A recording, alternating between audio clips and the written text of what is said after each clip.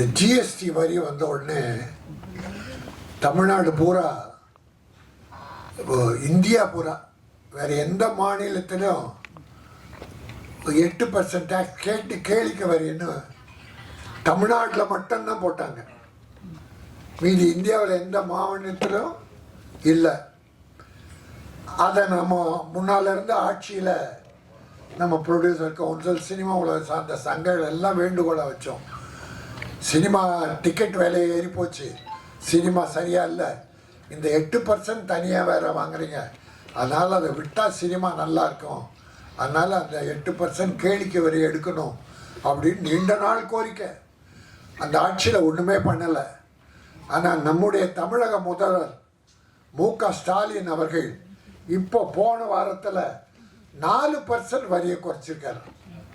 கேளிக்கை வரியை 4% வரி குறைச்சிருக்காரு.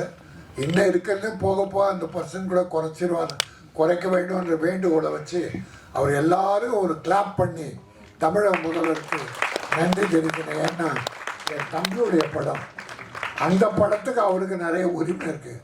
இந்த படத்தில் நம்ம நன்றி சொல்வது சரியாக இருக்கும் என்பதால் மாண்புமிகு தமிழக முதல்வர் மு.க. ஸ்டாலின் அவர்களுக்கு கேளிக்கை வரி 4% குறைத்த காரணத்தால் அவருக்கு சினிமா உலகம் நன்றி தெரிவிக்கிறது.